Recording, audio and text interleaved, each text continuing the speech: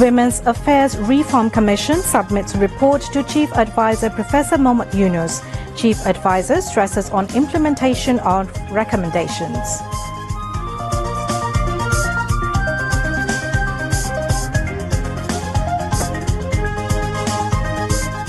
NCP meeting with National Consensus Commission. NCP recommends government led by Council of Minister, not by Prime Minister, says Nahid Islam.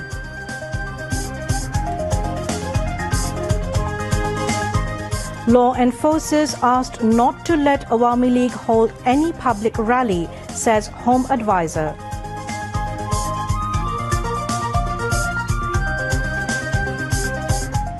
People of the country will build it anew. No one from outside country can build or destroy our country, says Mirza Fakhrul Islam Alamgir.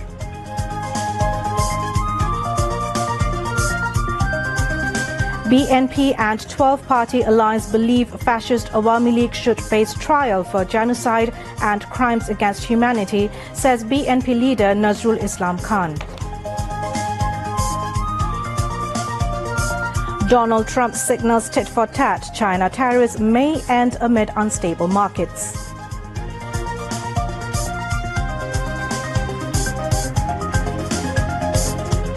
At least 64 Palestinians killed by fresh Israeli airstrikes on Gaza.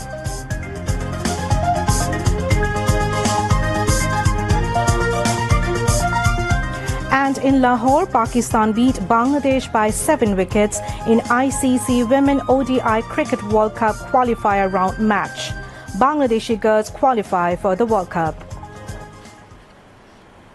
Assalamu alaikum. Welcome to News at 10. I am Roya Zabin. You have just heard the headlines. Now news in details. Chief Advisor Professor Mohammad Yunus has directed the ministries and departments concerned to quickly implement the recommendations of the Women's Affairs Reform Commission, which are now implementable right now, aiming to remove discrimination against women. He gave the directives after receiving the report of the Women's Affairs Reform Commission at the State Guest House Jomuna this afternoon. Members of the Women's Affairs Reform Commission, led by its chief, Shireen Parveen Haq, handed over the report to the chief advisor. Professor Yunus said the girls of the world are looking at the report of the commission as they will review it. They will be inspired. Women of other countries are also serious about the report. He said the report of the Women's Affairs Reform Commission is not just a women's matter, but an overall issue. This report will be printed and distributed, while it will be printed in the form of a book, like a textbook, he added. The chief advisor said it should not be merely kept in offices as a document, but the report should be made open to all. Professor Yunus said the proposals of the Commission will also be reached out to the political parties through the National Consensus Commission.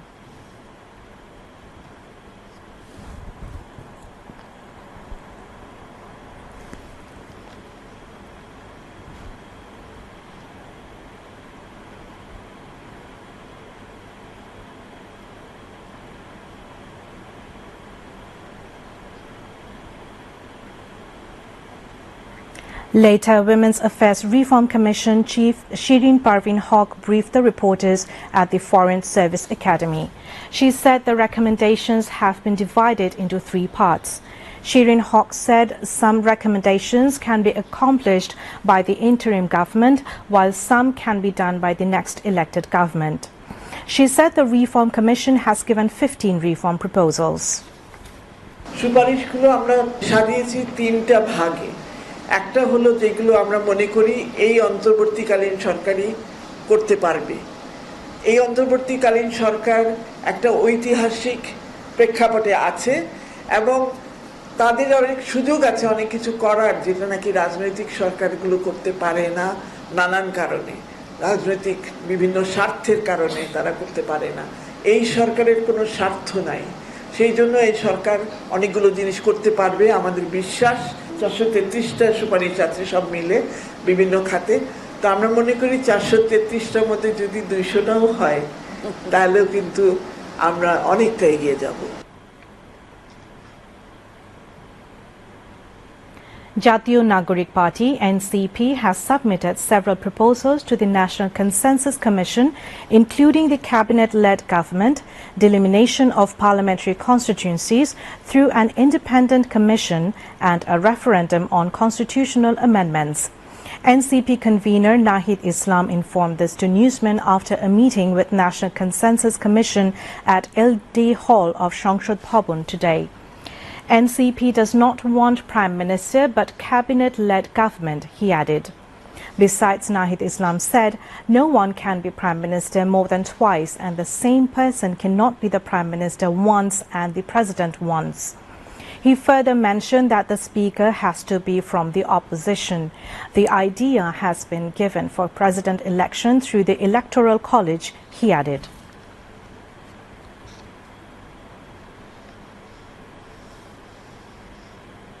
Home Affairs Advisor, retired Lieutenant General Jahangir Alam Chaudhry has stated that law Awami League can no longer hold processions in the future. He made this remark while briefing journalists today after inspecting the airport police station in the capital. He said police officials have been directed accordingly, and if any officer fails to follow orders, action will be taken against them. Later, after visiting the Uttara West police station, the Home Affairs advisor told reporters that the law and order situation in the country has significantly improved since the present interim government holding power. He added that all-out efforts are being made to further improve law and order, and even better conditions can be expected in the future. Following that, the advisor also visited Turak and Uttara East police stations.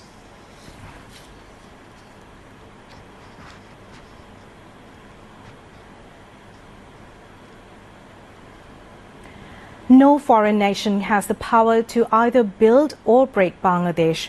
The people of this country will rebuild it. BNP Secretary General Mirza Fakhrul Islam Alamgir made these remarks today at a discussion organized by the Ambassador Sirajul Islam Foundation at North-South University in the capital. The discussion was presided over by North-South University Vice-Chancellor Professor Abdur Hanan Chaudhry, Finance Advisor Dr. Saliuddin Ahmed, Foreign Secretary Mohammad Joshimuddin, Special Assistant to the Chief Advisor Dr. Anisuzzaman Chaudhry, Economist Dr. Rashid Titumir, and co-founder of the Ambassador Sirajul Islam Foundation, Sabrina Islam Rahman, spoke among others.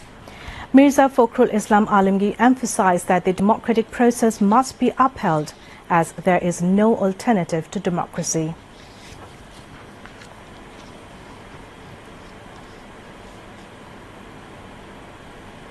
Liaison Committee Chief and BNP Standing Committee member Nazrul Islam Khan has said the party is in agreement with the 12-party alliance over the next general election in December. He said this at a press briefing after meeting 12-party alliance leaders and activists at BNP Chairperson's Gulshan office in the capital this afternoon.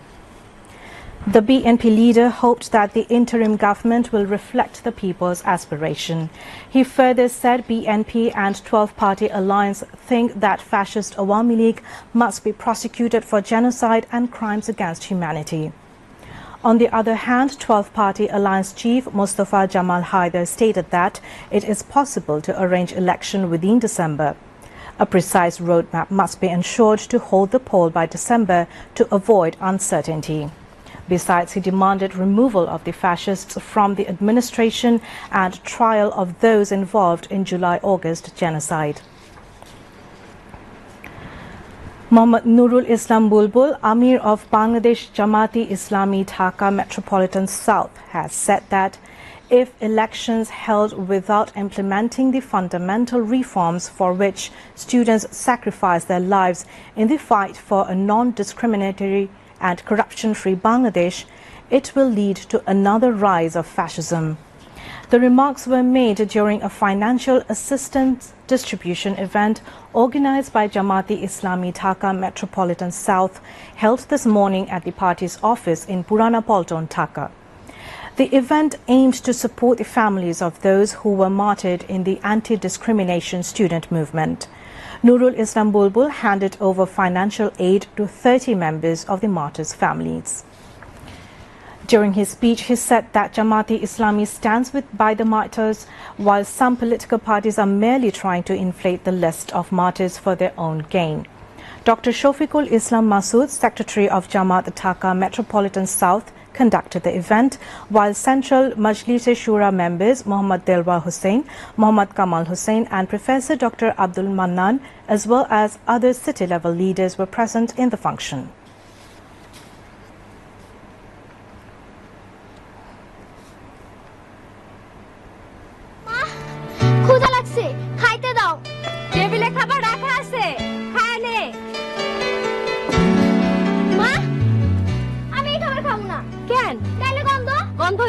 কি হইছে লক্ষ্মী মায়ের ধমকাইতেছো কেন? লক্ষ্মী না চাই প্রত্যেক বেলা খাবার নিয়ে ঝামেলা করে। কথাটা ঠিক না। আমি কইছি পচাবাসি খাবার আমি খাবো না। ভাইজান কি করমু কও? প্রত্যেক বেলা নতুন নতুন রান্নার সময় কই। তাই এক বেলা রান্ধি দুই বেলা খাই। একবার রান্না করে দুই বেলা খাইতেই পারো, কিন্তু রান্না করা খাবার ভালোভাবে সংরক্ষণ করে খাইতে হইব। সেটা আবার কেমনে? রান্না করা খাবার স্বাভাবিক তাপমাত্রায় 2 ঘন্টার বেশি রাখা যাইব না। 2 ঘন্টার বেশি রান্না করা খাবার খাওয়ার আগে আবার ভালো কইরা গরম করে নিতে হইব। মামা তুমি মাইরে কও, তোমার পরামর্শ মাইনা চলতে। ঠিক আছে রে মা, আর কইতে হইব না। পচাবাসি খাবার খেলে অসুখ হবে সবাই বলে, সুস্থ দেহ যদি চাই টাটকা খাবার সদাই খাই।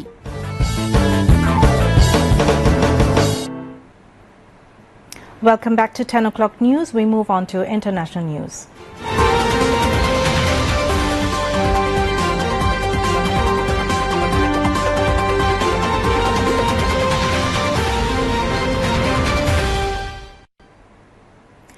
Iran and the United States are set to hold a second round of indirect nuclear talks in Italy's capital, Rome. Foreign Minister Abbas Araghchi leads the Iranian delegation, while envoy Steve Witkoff heads the U.S. team. The two officials will be negotiating indirectly through Omani mediators. The first round a week ago was held in Oman's capital, Muscat. Araghchi says he has serious doubts over the motivations of the U.S. in regards to the talks, and added a nuclear deal is possible only if unrealistic demands are not made. Donald Trump has said the U.S. will take a pass on brokering further Russia-Ukraine talks if Moscow or Kyiv make it very difficult to reach a peace deal. The U.S. president told reporters in the Oval Office on Friday that he was not expecting a truce to happen in a specific number of days, but he wanted it done quickly. His comments came hours after U.S. Secretary of State Marco Rubio warned that the U.S. would abandon talks unless there were clear signs of progress within days. This comes as Russian strikes on Ukraine continue, with 2 people reported killed and more than 100 injured in the northeastern cities of Kharkiv and Sumy on Friday. Moscow launched a full-scale invasion of Ukraine in 2022, and Russian troops have been advancing, albeit slowly, in eastern Ukraine. President Vladimir Putin has placed a number of conditions on any potential ceasefire. Trump's direct diplomacy with Putin and sharp criticism of Ukraine's President Volodymyr Zelensky have raised concern among NATO allies, who argue that support for Kyiv must be maintained. U.S. President Donald Trump indicated late Thursday that his Chinese counterpart Xi Jinping has reached out about a trade deal, boosting hopes that the tensions between Washington and Beijing could cool. Trump said in the Oval Office that the Chinese government has reached out to the U.S. a number of times about a trade deal, that it should be pretty obvious that Xi himself had reached out about the talks. The president added that he was hopeful that Washington and Beijing could broker an agreement on trade soon, and that the deal could come within the next 3 or 4 weeks. While Trump has scaled back or paused the tariffs he's imposed on other countries in recent weeks, China remains subject to 145% levies. Investors would likely see any deal between the two countries as a positive development for the market, as many big American companies rely on being able to import cheap Chinese goods. Airstrikes by the United States on Yemen's Ras Isa oil port have killed at least 80 people in what is one of the deadliest attacks on the country by U.S. forces, according to the Houthi rebels who are in control of the territory. The Hudaydah Health Office upped the death toll late on Friday, saying 150 people were also wounded in the strikes that were carried out on Thursday, according to Houthi-affiliated Al Masirah channel. Rescue workers and paramedics were among the casualties, officials said. The U.S. Central Command CENTCOM said the airstrikes were intended to cut off the Houthis' source of fuel and revenue. Following the strikes, the Houthis announced missile attacks on sites in Israel and 2 U.S. aircraft carriers. Israel's military said earlier on Friday that it had intercepted a missile launched from Yemen. 64 people have been killed in Israeli attacks on Gaza since dawn on Friday. Gaza's health ministry says at least 51,065 Palestinians have been confirmed dead and 116,505 wounded in Israel's war on Gaza since it began 18 months ago. Meanwhile, the UN's World Food Programme issues an urgent warning that Gaza needs food now, as hundreds of thousands of people are at risk of hunger. Al Jazeera's correspondent in Gaza says people in the war-torn territory are psychologically broken amid unrelenting Israeli bombing and having no food for their children due to the Israeli blockade and aid supplies. Meanwhile, Hamas has formally rejected Israel's latest ceasefire offer, saying it is prepared to immediately negotiate a deal that would see the release of all remaining hostages in return for an end to the war and the release of Palestinian prisoners. Now some weather updates.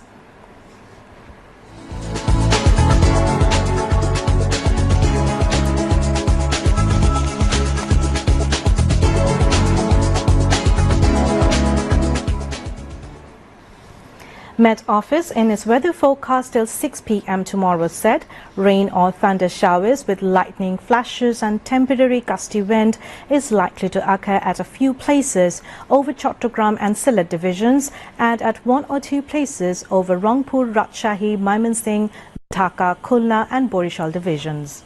Night and day temperature may rise slightly over the country. Country's highest temperature was recorded today at Bakhabari in Shirajganj, 34.4 degrees Celsius, and capital Dhaka's highest temperature was 32.5 degrees Celsius. Now news on sports.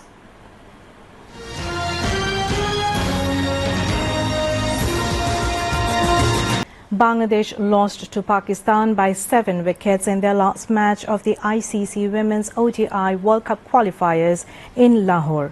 However, Bangladesh's women team qualified for the upcoming World Cup to be held in India in September-October due to their lead in run rate. Pakistan also secured a place in the World Cup by topping the table with 10 points from 5 wins in 5 matches. The Tigresses scored a ticket to the World Cup by finishing second in the table with 6 points from 3 wins in 5 matches.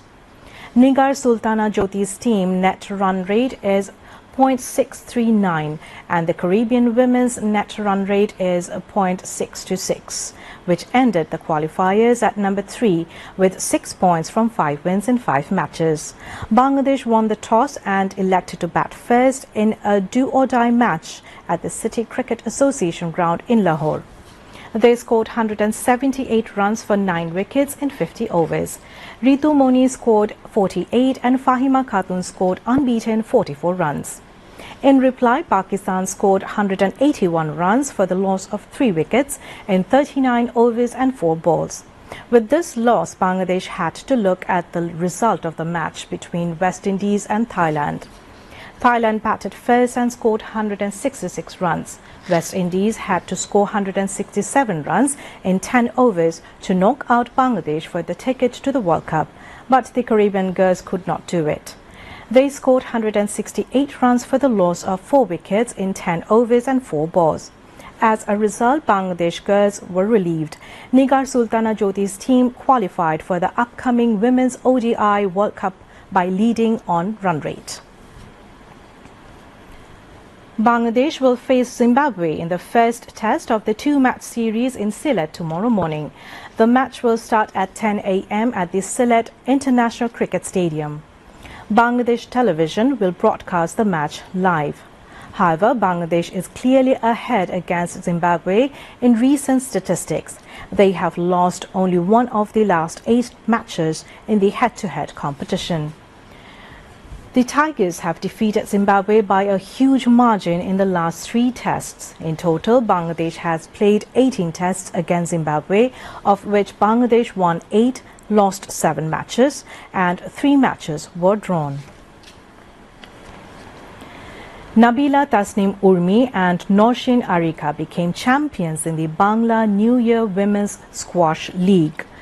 Nabila Tasnim Urmi of Nirchor Public School and Norshin Arika of Shaheen School won the elite group and open group respectively, held at the squash court of the Officers Club in Dhaka Cantonment today. Army soldier Monira Akhtar Moni won the open plate group, while Umme Mariam Opshura of Golden Bengal School won in the elite plate group. Director General of BKSP, Brigadier General Muhammad Munirul Islam, handed over the prizes to the winners. General Secretary of Bangladesh Squash Rackets Federation, retired Brigadier General G.M. Kamrul Islam, was present at the event. Before we end the bulletin, the headlines once again. Women's Affairs Reform Commission submits report to Chief Advisor Professor Mohammad Yunus. Chief Advisor stresses on implementation of recommendations.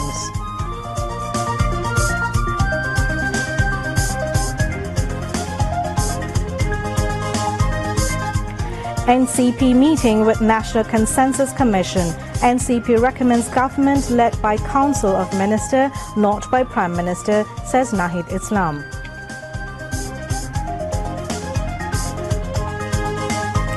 Law enforcers asked not to let Awami League hold any public rally, says Home Advisor.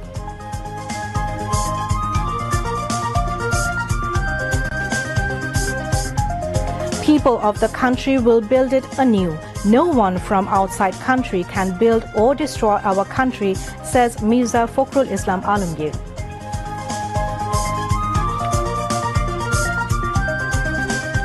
BNP and 12-party alliance believe fascist Awami League should face trial for genocide and crimes against humanity, says BNP leader Nazrul Islam Khan.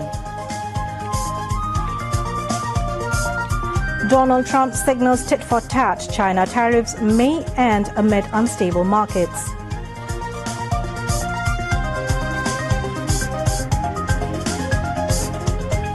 At least 64 Palestinians killed by fresh Israeli airstrikes on Gaza.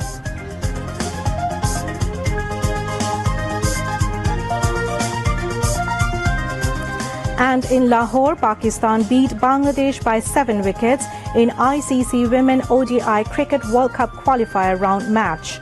Bangladeshi girls qualify for the World Cup.